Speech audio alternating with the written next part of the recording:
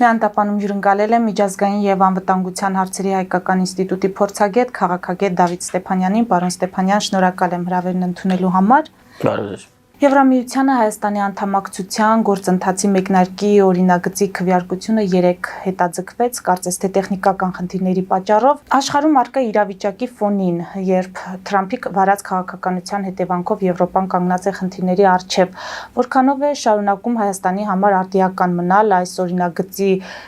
քվեարկությունը, ընդունումը եւ մյուս կողմից արդյոք սպասել իշխանությունների դիրքորոշման փոփոխություն այս հարցում։ Սկսենք երկրորդ ձեր հարցից, ես չեմ կարծում, որ իշխանությունը կփոփոխի իր դիրքորոշումը, որովհետև դա կլինի իրացիոնալ, որտեղ իշխանությունը իր գործողություններում պետք է առաջին հերթին առաջնորդվի քաղաքացիների կամքով եւ կարծիքով, իսկ այդ կամքը չի փոխվել, կամքը ակնհայտ է, 60,000 ստորագրությունը ես չեն կանչվել այդ օրինագծի տակից։ Ես չեմ անկնկալում դիրքորոշման փոփոխություն, որովհետև սա իշխանության համար կլինի կրակոտ սեփական ոտքին, ես չեմ կարծում, որ իշխանությունը այդպիսի կրակոց կկատարի։ Չվերաբերում է փոփոխություններին, այո, որոշակի փոփոխություններ գլոբալ քաղաքականությունում եւ միջազգային հարաբերություններում կան, բայց ես այն կարծիքի եմ, որ մեր ճանապարհը դեպի Եվրամիություն այլ ընտրանք չունի։ Եվ հենց այդ փոփոխությունները մեզ պետք է ել ավելի ամրապնդեն մեր վճռականությունը այդ ճանապարհին, որովհետև այս իրավիճակում չգնալ դեպի Եվրոպա, չգնալ դեպի քաղաքակիրթ աշխարհ մեզ համար նշանակում է մեկ բան՝ մնալ այս ռեգիոնալ ճահճի մեջ, իսկ ռեգիոնալ ճահճում մենք արդեն մեղմ ասած միջև ուսերը խորտակված ենք ճահճի մեջ եւ դեռ հույս ունենք, որ հնարավոր է որ դուրս գանք այդ ճահճից, եթե մենք հիմա հրաժարվում ենք այդ ջանքերից, մեր սեփական կյանքը փրկելու ջանքերից, իսկ դա մեզ համար դա միանշանակ է, դա մեր ճանապարհն է դեպի արևմուտք, մենք այդ ճահճում վերջնականապես կկորչենք եւ այս բոլոր իրադարձությունները, որոնց մենք հետևում ենք, միայն պետք է մեր ցանկությունը եւ վճռականությունը այս ճանապարհին ամրապնդեն։ Եվ կարիք չկա մտահոգվել, որ Եվրոպա ԱՄՆ այդ հարաբերությունները, որոնք այս պահին կան, կամ զարգացումները, որոնք կան, այդ զարգացումներից Եվրոպան կարող է դուրս գալ ոչ ամրացված, ոչ ուժեղացված, այսինքն մենք այդ առումով մտավախություն չունենանք, տարբեր գնահատականներ են ինչում ոմանք կարծում են, որ Եվրոպան ել ավելի է ուժեղանալու, բայց արդյոք այդպես է։ Այս պահին որևէ բան հստակ, որևէ մեկը չի կարող ասել։ Կարծիքները տարբեր են։ Կան կարծիք, որ Եվրոպան քանդվելու է, կան կարծիք, որ Եվրամիությունը շուտով գոյություն չի ունենալու, հետևաբար ինչու է Հայաստանը գնում Եվրամիություն։ Կա կարծիք, որ Եվրոպան միասնական կլինի եւ կհաղթահարի բոլոր մարտահրավերները, այդ թվում նաեւ Ռուսաստանին եւ ԱՄՆ-ի հետ այս հատուկ հարաբերությունները, որևէ մտավախություն բացառել չի կարելի։ Մենք միշտ պետք է բոլոր սցենարները հաշվի առնենք եւ այդ բոլոր սցենարները այս պահին առկա են, բայց այստեղ կա մի հատ շատ կարևոր բայց։ Եվրոպան շարունակում է մնալ աշխարհում Եվրամիությունը, ամենահզոր տնտեսությունը, Միացյալ Եվրամիությունը։ Եվրոպան ունի բավականին լուրջ պաշտպանական կարողություններ, ֆինանսներ։ Եվ մենք տեսնում ենք, որ Մեծ Բրիտանիան այս պահին դա շատ կարևոր է արձանագրել, իսկ դա արդեն միանշանակ է։ Դատելով վարչապետ Սթարմերի հայտարարություններից, ոչ միայն պատրաստ է ապահովել Ուկրաինայի անվտանգությունը եւ եվրոպական մրցամաքի անվտանգությունը իր սեփական կարողությունների եւ ուժերի չափով, այլ նաեւ միացել է փաստացի Եվրամիությանը։ Նրանք ունեն ընդհանուր դիրքորոշում, դա անչափ կարևոր է։ Ինչի մասին է դա խոսում։ Brexit-ից հետո շատ մեծ էին խոսակցությունները, որ Մեծ Բրիտանիան այս պահին ավելի շատ ԱՄՆ-ի հետ է, AUKUS-ի մասնակից է, Եվրամիության հետ աստիճանաբար կապերը խզում էր եւ դա իրականություն էր, դա իրոք այդպես էր։ Բայց այս վտանգը, որը սպառնում է եվրոպական մրցամաքին արևելքից, միասնական է։ Եվ մենք տեսնում ենք, որ դա շատ լավ հասկանում են Մեծ Բրիտանիայում, Լոնդոնում, եւ դա բերում է մի իրավիճակի, երբ որ Ամերիկայի Միացյալ Նահանգների եւ Մեծ Բրիտանիայի շահերը, որոնք աշխարհում երևի թե թիվ 1 դաշնակիցներն են մտերմության, հա, չափանիշներից, եթե մենք դատենք, հա, մենք տեսնում ենք, որ նրանք ունեն հակադիր շահեր։ Եվ այս պահին Մեծ Բրիտանիայի շահերը Եվրամիության հետ է։ Իսկ դա խոսում է մեկ այլ շատ կարևոր բանի մասին։ Եթե Մեծ Բրիտանիայի շահերն են համընկնում Եվրամիության շահերի հետ, ես չեմ կարծում, որ չեն համընկնի Եվրամիության երկրների շահերը, այսինքն Լեհաստան, Չեխիա, Սլովակիա, Սլովենիա, Խորվաթիա, Իսպանիա, Պորտուգալիա եւ այլն եւ այլն եւ այլն։ Եվ այդ երյակը, որը կա այս պահին, դա Ֆրանսիա, Մեծ Բրիտանիա, Գերմանիա երյակն է ունենալու է աջակցություն։ Դա իհարկե ռուսերեն մի հատ լավ բառ ասում են Սեմյանի Վեզորոդով։ Հա, այդ օրոդներն էլ կան, դա Հունգարիան է, օրինակ, կամ չգիտեմ, Սլովակիան է, այս պահին, հա, վարչապետի թեթև ձեռքով։ Բայց ես կարծում եմ, որ միասնականություն կլինի։ Իսկ եթե լինի միասնականություն, Եվրոպան միանշանակ այս մարտահրավերները հաղթահարելու է։ Այսինքն միակ եթեն դա միասնականությունն է։ Ես ինչու այդքան ընդարձակ պատասխանեցի եւ բերեցի Մեծ Բրիտանիա օրինակ։ Եթե Մեծ Բրիտանիայում դա հասկանում են, եվրոպական Եվրամիության մայրաքաղաքներում դա չեն կարող չհասկանալ։ Հիմա այս ամրացումը կամ կոնսոլիդացիան որքանով է ձեռնտու Թրամփին։ Նրա հաշվարկներում կար, որ կարող է այսպիսի միասնական դիրքորոշում լինել եւ արդյոք ռազմական օգնության դադարեցման պայմաններում Եվրոպան կկարողանա իսկապես անհրաժեշտ աջակցությունը ցուցաբերել այդ բացը լրացնել Ուկրաինային։ Թրամփի հաշվարկը այս պահին արդեն ակնհայտ է եւ շատ պարզ է, ես կասեի պարզունակ։ Թրամփը ուզում է, որպեսզի Եվրոպան չլինի միասնական։ Թրամփը վախեցնում է Եվրոպային։ Թրամփը սովորել է, որ Եվրոպայում բավականին երկար ժամանակ մեր թեթև քաղաքական գործիչներից մեկի այսպեսի արտահայտությունը եվրոյոնջա։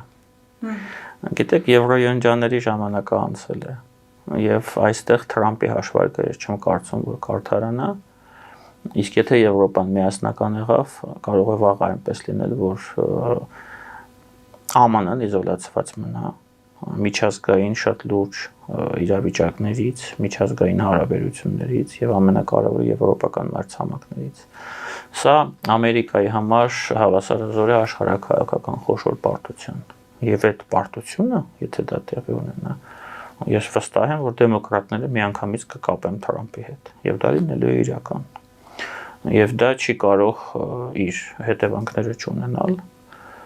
եւ գալիք միջանկյալ ընտրություններին ԱՄՆ-ում եւ նախագահական ընտրություններին, որոնք դեռ 4 տարի կա։ Այնպես որ ամեն ինչ այդպես էլ պարզ չէ։ Ես նորից եմ ասում, կա մեկ եթե Եվրոպան կլինի միասնական թե ոչ, եթե Եվրոպան լինի միասնական, որևէ խնդիր նրանք չեն կարող ունենալ, որովհետև նրանք շարունակում են մնալ աշխարհում թիվ 1 տնտեսությունը միացյալ Եվրոպայի մասին է խոսքը գնում եւ այս հակամարտությունում ԱՄՆ-ն եւ անձամբ Թրամփը հաստատ չեն շահել։ Եվ երկրորդ հարցը արդյոք Եվրոպան իզորու է այդ բացը լրացնել ռազմական աջակցության դադարեցման։ Շատ դժվար է լինելու առանց ԱՄՆ-ի, բայց ես կարծում եմ, որ դա հնարավոր է։ Եվ բացի դրանից, գիտեք, ԱՄՆ-ում ինքնասպաններ չեն քաղաքական։ Նրանք եթե համոզվեն, որ Եվրամիությունը գնում է այդ ճանապարհով, եթե նրանք համոզվեն, որ Եվրամիությունը օգնում է Ուկրաինային, Ուկրաինան շարունակում է դիմադրել, իսկ Եվրամիությունը օգնում է Ուկրաինային եւ Ուկրաինան շարունակում է դիմադրել, նրանք ինչ որ X պահից, հա, այդ ռազմական օգնության դադարեցումը, որը այս պահին Թրամփը անում է, հենց ինչ են ասում դադարեցում։ Ու ես կարծում եմ այն կվերականգնվի։ Եվ այդ դեպքում արդեն իրավիճակը լրիվ այլ կլինի։ Պարոն Ստեփանյան, Զելենսկին հայտարարեց, որ ԱՄՆ աջակցությունը Ուկրաինային կենսական նշանակություն ունի։ Եթե այս գիտակցումը կա նրա մոտ, ապա ինչու տեղի ունեցավ այն միջադեպը, որին մենք ականատես եղանք Սպիտակ տանը, եւ արդյոք ԱՄՆ պաշտոնյաների այդ քննադատությունները, դիտողությունները հագուստից մինչև պահված կարդարացված չեն։ Ես ուշադիր դիտեցի այդ թատերական ներկայացումը Սպիտակ տանը եւ ես նկատեցի մի քանի, սա իմ սուբյեկտիվ կարծիքն է, ես կարող եմ սխալվել, ոչ մեկին չեմ ստիպում դա ընդունել, սա ուղղակի վարկած է։ Թրամփը շատ մանրախնդիր, քինախնդիր մարդ է։ նա չի կարող Զելենսկուն ներել, այն որ Զելենսկին դեմոկրատների հետ էր, այն որ Զելենսկին ցանկանում էր, որ դեմոկրատները հաղթեն,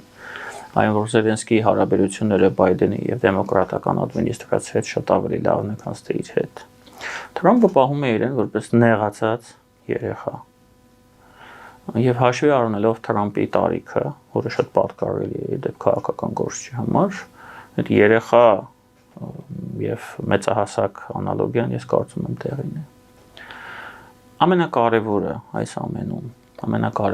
ամենում ինչու է այդպես իրեն պահում Զելենսկին։ Զելենսկին չի վստահում Թրամփին։ Չի վստահում։ Նրան պետք են անվտանգային երաշխիքներ։ Թրամփը անվտանգային երաշխիք հստակ չի տալիս։ Թրամփը ասում է մենք գործարք կկնքենք, այդ գործարքը կկնքենք, Պուտինը հիմար չի, եթե գործարքը կնքենք, Պուտինը այլևս չի հարձակվի։ Ես երեք այդ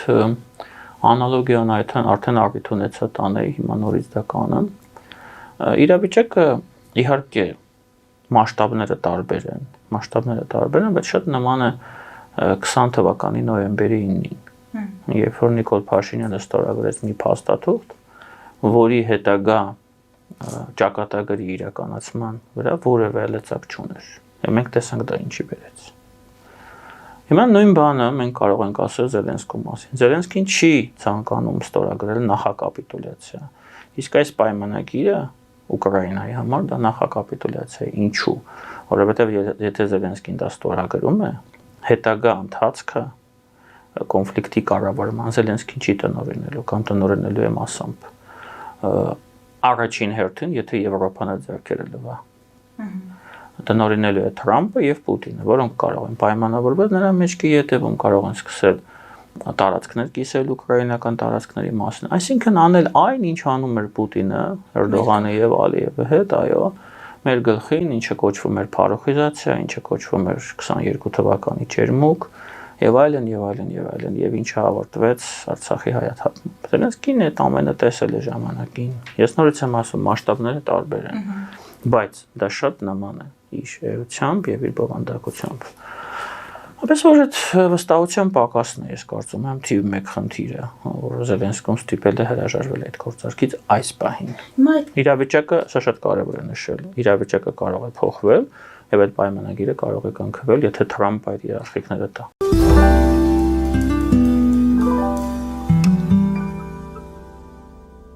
Jackpot հագուստի վաճառակենտրոնը վերաբացվել է Թահանգա քաղաքում։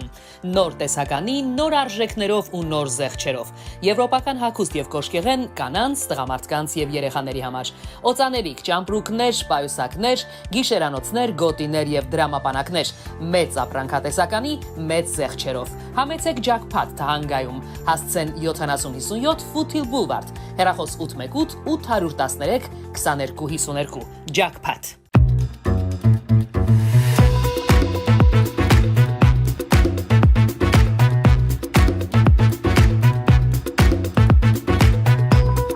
Արարատ ռեստորան, ընտանեկան եւ ընկերական ժամանցի լավագույն հասցե, սիրված արտիստներ, հյուրընկալ մթնոլորտ, հարուստ ճաշացան, անմահական խորտիկներ, Արարատ ռեստորան, հասցեն անփոփոխ, սիրով սպասում ենք ձեզ։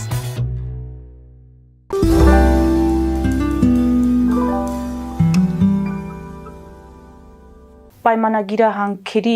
հանքային այդ պաշարների հետ կապված եք ասում, թե բուն խաղաղության հաստատման։ Ինչ է նշանակում հանքերի պայմանագիր։ Դա նշանակում է առաջին աստիճանը, որը տանում է բուն այսպես կոչված խաղաղության հաստատման։ Ես չեմ հավատում խաղաղության հաստատման եւ ես հավատում եմ, որ կարող է լինել հրադադարի պայմանագիր, այնպես ինչպես դա եղել է 20 թվականի նոյեմբերի 9-ին։ Դրա համար սա չի կարող լինել հիմնարար փաստաթուղթ, Զելենսկին դա շատ լավ հասկանում է եւ պահանջում է հավելյալ երաշխիքներ, որը Թրամփը չի տալիս։ Եվ այդ նեղացած երեխայի վարքագծի առումով ինչ սպասել, եթե իր այդ խոստումը հնարավորինս շուտ հասնելու պատերազմի ավարտին չի կատարվում։ Այսինքն սա նրան մղելու ավելի կոշտ, ավելի բացասական։ Տեսնում ենք ինչ է լինելու, ԱՄՆ-ը դադարեցրել է Ուկրաինայի մատակարարումները։ Ռուսաստանի հետ կապված սպասել որ Ես շատ հորետես եմ այս առումով կամ երևի այս դեպքում կարելի ավելի ճիշտ կլինի ասել լավատես եմ։ Ես չեմ կարծում, որ ԱՄՆ-ի եւ Ռուսաստանի հարաբերությունները լավանալու են այն աստիճան, որ ԱՄՆ-ն հանի պատժամիջոցները Ռուսաստանի նկատմամբ, օրինակ։ Սա ունենալու է ինչ-որ իրավիճակային ժամանակավոր բնույթ, կսկսվի փոխվել իրավիճակը ԱՄՆ-ի ներսում, Թրամփը սկսելու է հետ նահանջել, եւ ես չեմ կարծում, որ ես կարծում եմ այսպես ասեմ ձեզ, որ շատ նման է լինելու իրավիճակը նրան ինչ տեղի ունեցավ 16 թվականին, այն ժամանակ էլ ինչ ասում է սա վերջ Թրամփը, Պուտինը ընկերներ են, նրանց միջև կներեք արտահայտության համար քիմիա կա եւ այլն, որ տեսանք վերջում ինչով դա ավարտվեց։ Վերջում Թրամփը սկսեց մատակարարել Ուկրաինային ջավելիններ, այն ջավելինները, որոնք չէր մատակարարում Օբաման, եւ Թրամփը ասաց էս վերջերս այդ մասին։ Այնպես որ դեռ շատ փոփոխություններ են լինելու այս փուլում սրացումը շարունակվում է ԱՄՆ-ի եւ Եվրոպայի միջև, սրացումը ԱՄՆ-ի եւ Ուկրաինայի միջև, որովհետեւ Թրամփը խաղ է խաղում, Թրամփը հանել է, դարձել է քաղաքականությունը վաճառքի առարկա։ Թրամփը ուզում է կնքել գործարք։ Ինչպես են կնքում գործարքներ Թրամփի նման մարդիկ բիզնեսում, հա, Ամերիկայում, Wall Street-ում, ճնշում են գործադրում օպոնենտի վրա, գործընկերոջ վրա, ստիպում են նրան ընդունել խաղի կանոնները եւ այդ բիզնեսը կիսում են, մասնատում են, վաճառում են, գնում են, նույն բանը գնում է քաղաքականության մեջ, նա ճնշում է գործադրում։ Եթե Եվրոպան, նորից ենք վերադառնում Եվրոպային, տեղի տվեց, հետևողական չեղավ, վճռական չեղավ, Թրամփը կհաղթի։ Եթե լինի հակառակը, եթե Եվրոպան միանալու է իր ջանքերը միացնելու եւ դուրս է գալուս ընդհանուր ճակատով, Թրամփը չի կարող հաղթել, իսկ եթե Թրամփը չի հաղթում, նա նահանջում է եւ շարունակվում է Ռուսաստանի նկատմամբ այն, ինչ եղել է մինչեւ Թրամփի գալը։ Հիմա այս իրադարձությունների ֆոնին, երբ նայում ենք տարածաշրջանի երկրներին, արձագանքներ որպես այդպիսին ակտիվ չկան։ Միայն Իրանի հոգևոր առաջնորդ հայտարարեց, որ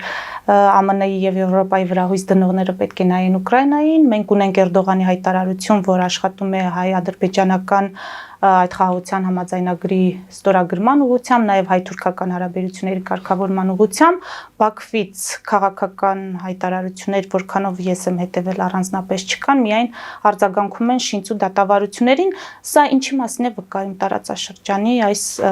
դիրքավորումը, այսպես ասած, երկրում։ Նախ սկսենք Իրանից, ես նաև կնշեի երեք հայտարարությունը Այաթոլլահ Խամենեի, որը որ վերջնականապես պնդեց, որ ԱՄՆ-ի հետ, Թրամփի ԱՄՆ-ի հետ պայմանավորվել անհնար է։ Այսինքն լինելու է կոշտացում Իրանի դիրքորոշման, նրանք շատ լավ հասկանում են, որ Թրամփը կարող է պահանջել միայն մեկ բան, վերջո դա իշխանափոխությունն է, ռեժիմի վերացումն է, իսկ հնար ինքնաոչնչացման բարձր որ այաթալլաները չեն գնա։ Այնպես որ դա մեկ։ Վրաստան, Հայաստան, Ադրբեջան շատ նորմալ է, սպասողական վիճակ է։ Մեր երկրները գլոբալ քաղաքականությունը որևէ բան չեն որոշում։ Մենք սպասում ենք, որպեսզի հասկանանք, թե ինչ է Թրամփը պատրաստվում անել, եթե պատրաստվում է անել մեր տարածաշրջանում։ Ես սպասողական վիճակի կողմնակից չեմ։ Ես կարծում եմ, որ մենք պետք է այս փուլում շատ ակտիվ գործենք եւ փորձենք զուգորդենք մեր հարաբերությունների զարգացումը Եվրամիության հետ, ԱՄՆ-ի հետ հարաբերությունների զարգացումով, սա որևէ կերպ իրար չի հակասում, սա լրիվ առանձին кейսեր են մեր քաղաքականությունում, կա շատ լավ հիմք, Եվրամիության դեպքում դա ՍԵՊԱ-ն է, իսկ ԱՄՆ-ի դեպքում դա այն խարտիան է, որը ստորագրվել է հունվար ամսին, դեռ դեմոկրատական ադմինիստրացիայի օրոք, այնպես որ բոլոր հիմքերը կան, աշխատելու դաշտը կա, հնարավորությունները կան, մենք էլ պետք է մեր հերթին ցանկություն ունենանք գործարք կնքել Թրամփի հետ։ Ինչի մասին է այդ գործարքը։ Դա կարող է լինել քաղաքական գործարք, դա կարող է լինել առևտրային գործարք, իսկ կարող է լինել առևտրային գործարք, որը շատ լուրջ ազդեցություն կունենա քաղաքականության վրա։ Առևտրային գործարքը հետևյալն է, մենք էլ ունենք հանքանյութեր, մենք էլ ունենք պաշարներ, որոնք հիմա օրինակ օգտագործվում են ռուսների կողմից։ Ինչու ոչ, մենք չենք կարող նաև փորձել աշխատել այն ուղղությամբ, որ այդ ռուսների օգտագործումը, որ նրանք օգտագործում են, նաև բերենք եւ փորձենք բալանսավորել նաև ամերիկացիների ներկայությամբ։ Տարբեր բարոյքներ կարող ենք առաջարկել։ Ատոմակայանի մասին բազմից ենք խոսել, հանքանյութերը դա երկրորդն է, երրորդը դա կոմունիկացիաներն են։ Բայց մեզանով զբաղվելու ժամանակ ունեն այնտեղ հայտնի է, որ աշխատակազմից մեծ թվով մարդկանց են ազատում աշխատանքից։ Ես նորից եմ ասում, մեզ դեռ չեն հասել։ Մենք պետք է արագացնենք այս գործընթացը։ Մենք գնանք մեր առաջարկություններով։ Տեսեք, քաղաքականին ես չհասա։ Թրամփին շատ դժվար է լինելու եւ ես շատ երևի թե տվյալ դեպքում վատատես եմ, որ Թրամփին կհաջողվի Ուկրաինայում հաստատել խաղաղություն։ Բայց Թրամփը ձգտում է խաղաղարարի իմիջը հաստատել։ Իսկ ինչու՞ չառաջարկել, որ մեր տարածաշրջանում Ամերիկան դա անի։ Այստեղ ընդամենը 2 կետ է մնացել խաղաղության պայմանագրում, որը չի հաստատվում։ Եթե Հայաստանը վճռական քայլեր ձեռնարկի եւ առաջարկի Թրամփին այդ դերակատարումը, թող Ալիևը պատասխանի, նա համաձայն է դրան թե ոչ։ Մեր առաջարկը նշանակում է մեր պայմանները համոզել Թրամփի մեր պայմանները։ Այնինչ դրված է բանակցային սեղանին, բերենք Ամերիկային, բերենք Թրամփին, որպես միջնորդ, առաջարկենք Վաշինգտոնում բանակցություններ, խաղաղության պայմանագրի ստորագրում Թրամփի ներկայությամբ։ Շոու առաջարկենք շոու, որտեղ Թրամփը ավելի միանշանակ կարող է հանդես գալ։ Թող Ալիևը մերժի, օրինակ։ Այսինքն հնարավորությունները շատ են։ Այս ուղղությամբ պետք է աշխատանք տարվի։ Որքանով ես հասկանում եմ, որոշակի աշխատանք տարվում է, մանրամասները չեմ կարող ասել, բայց տարվում է։ Սա պետք է ավելի զարգացվի։ Այդ գործարքը մենք պետք է առաջարկենք Թրամփին։ Մենք առաջարկենք, մինչև Ալիևը չի առաջարկել։ Իսկ եթե առաջնահերթություններով փորձենք ղեկավարվել, երևի մի 5-6 ամիս պետք է առնվազն, որ ամերիկացիները հասնեն այստեղ։ Իսկ Էրդողանի հայտարարությունները, դրանք իրական դրսևորման ինչ-որ նշաններ կան մեր համար։ Կարծում եմ, որ այո։ Թուրքիան շահագրգռված է, որպեսզի Հայաստանի եւ Ադրբեջանի միջև լինի խաղաղություն։ Թուրքիան շահագրգռված է, որպեսզի ճանապարհները բացվեն։ Թուրքիան շահագրգռված է, որպեսզի եւս մեկ տրանզիտային ճանապարհ անցնի իր տարածքով։ Դա թուրքական քաղաքականության հենասյունն է։ Էրդողանը պարզ է արտահայտվել, նա ասել է, որ ցանկացած կոմունիկացիաներ, կլինի դա էներգոկոմունիկացիաներ, կլինի դա գազային ջրխողովակներ կամ կլինի դա ճանապարհներ, պետք է անցնեն Թուրքիայի տարածքով։ Եվ հիմա մենք տեսնում ենք, որ Իսրայելի թեթև ձեռքով եւ ջանքերով կա այլ տանտրանք եւ նրանք ուզում են անել այնպես, որպեսզի Թուրքիայի տարածքով չանցնի։ Այս նոր միջանցքը, որի մասին խոսքը գնում է։ Եվ դա բարձրացնում է Էրդողանի շահագրգռվածությունը միջին միջանցքի արկայությամբ եւ մասով, իսկ միջին միջանցքը դա այն է, ինչը թուրքերը կոչվում են, ադրբեջանցիները կոչվում են Զանգեզուրի միջանցք։ Այո, այսինքն շահագրգռված է, բայց պետք է բավարարվեն ադրբեջանական պահանջները, այսինքն ամեն դեպքում իրենց շահերը հաշվի առնվեն։ Չեն կարող այդպիսի պնդում անել։ Դե իրենք արդեն այդ պնդումը բավականին երկար ժամանակ արել են, ինչպես նկատում եք վերջին երևի 1 տարվա ընթացքում չեն անում այդ պնդումները։ Եվ ես ինչի եմ ասում, ես պետք է ստեղ նոր, այսինքն ոչ թե նոր, այլ ԱՄՆ-ի վերադարձը որպես խաղացող։ Թրամփին պետք է համոզել, որ նրան ձեռնտու է, որ այս բոլոր ճանապարհները սկսեն աշխատել։ Եվ կա մեկ խոչընդոտ, դա Իլհամ Ալիևն է եւ իր կարծիքը, որի ետևում կանգնած է Պուտինը։ Եթե մենք դա կարողանանք անել, ես կարծում եմ դա լինելու է ընդհանրապես ժամանակի հարց։ Ամփոփենք մեր հարցազրույցը պարոն Ստեփանյան այդ շինծու դատավարություններով այսօր Ռուբեն Վարդանյանի փաստաբանը կոչով դիմել է կառավարության ղեկավարին նշելով որ նա կարող է ավելին անել այնտեղ մի քանի առաջարկներ են իհարկե թվարկվել կառավարության ղեկավարին այո վարչապետ Փաշինյանին հարցազրույցներից միջազգային մամուլում ասուլիսներից մինչև իրավական գործիքների ընդլայնում Սա առաջարկները դուք ինչպես եք գնահատում եւ արդյոք կարող է իրավիճակը հանգեցնել այսինքն զարգացումները հանգեցնել նրան որ միակ պայմանը լինի նոյեմբերի 9-ի 9-րդ կետի կատարումը եւ այս դեպքում որը կլինի մեր դիրքորոշումը այսինքն գերիների ազատ արձակման դիմաց այդ կետի իրականացումը Ջան դուք արդեն պատասխանեցիք ձեր հարցին եկեք փորձենք մոդելավորենք այս իրավիճակը